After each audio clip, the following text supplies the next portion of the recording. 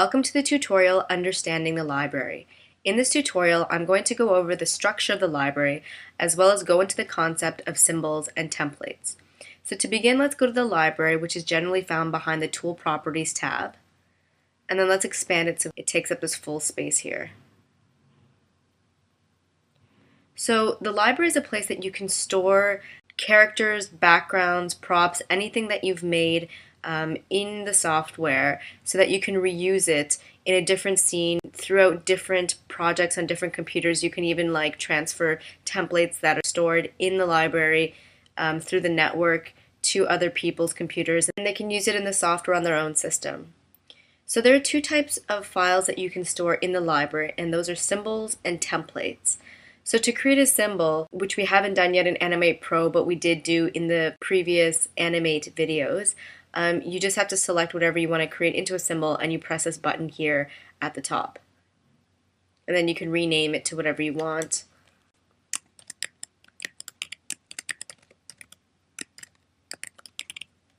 Like that. And then you'll see that instead of changing anything here in the timeline, it actually just added this in the symbol library. It's denoted by this Lego brick icon.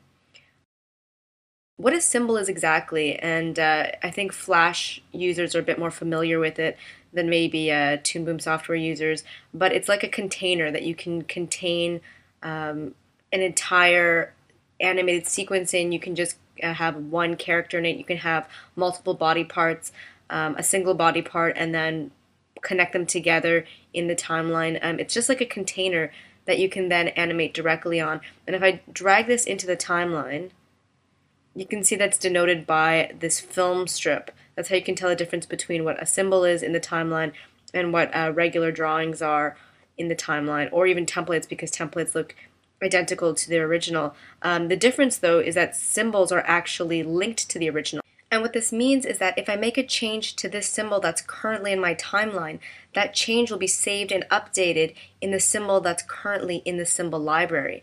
And if I've dragged and dropped this symbol several times throughout my project, then this change that I've made will effectively be updated throughout my entire project, throughout all those symbols.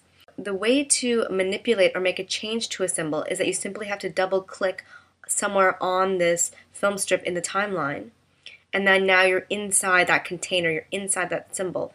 And what is inside that symbol is exactly what is outside it. That's the template that we encapsulated or encased in the symbol. It's that Karate Rabbit master.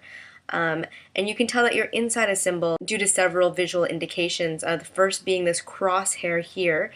Secondly, at the top you can see the Lego brick and the symbol name, and then beside it that you can return to the scene using the top or home link, like that. Whenever you create or make a symbol that you put in your symbol library, it is local to that scene. And what that means is that you can only access this symbol in this scene. If you create or open a new scene on your computer, this symbol library will be empty, or it will not have this symbol in it.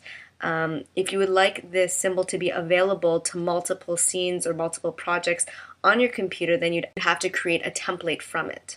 So that's one of the big differences, because with templates, not only are they not linked to the original, so if I made a change to this template here, or a template that I dragged and dropped from the template library, it would not update throughout these templates.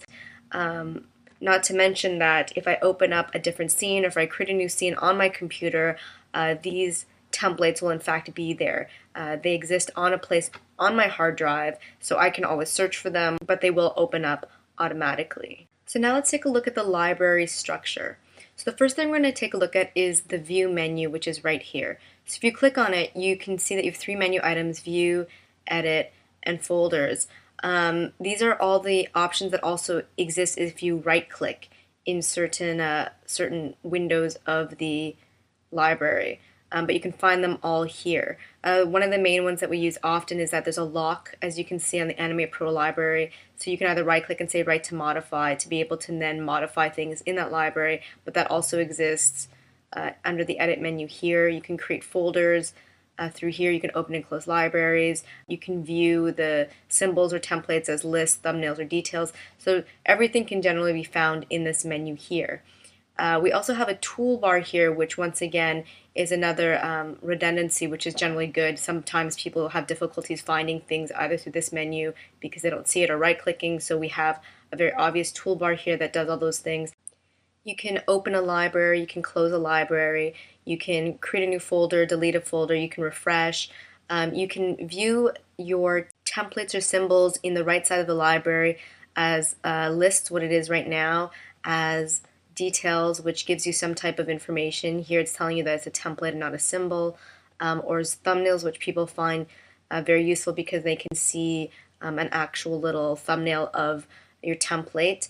And if you don't like this toolbar and you find it sort of bulky and it gets in the way, you can always get rid of it by going to Windows, Toolbars, Library View, and it eliminates it, or you can bring it back exactly the same way.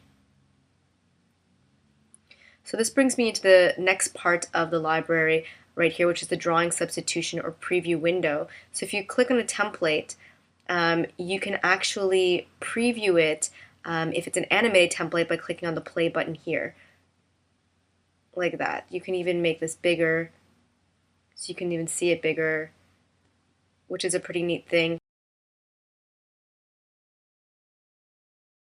If you have a template with multiple drawings, like I know we have for the Karate Master, then if you slide along these nudges, you can see that you can see the 3/4 and profile view, which is pretty cool. So you can see what else exists in that template through this preview window here.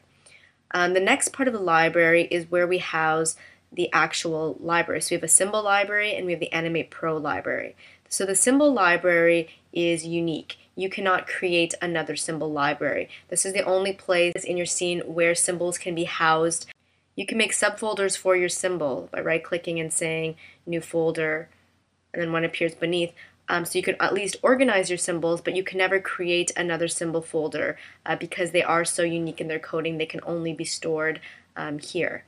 However, for the template library, such as the Animate Pro library, you can create many subfolders, and you can open up other libraries that have templates in them. So templates are less finicky. So the last part of the library is the one that I've pretty much already showed you. The only thing that you might want to know is that through right-clicking, you can once again change the views, which is, I think, the only thing you need to know about it. And otherwise, it's really just there so you can see what are in your libraries that are listed here on the left side. So that's it for the tutorial, Understanding the Library. Stay tuned for the next tutorial, Structuring the Library.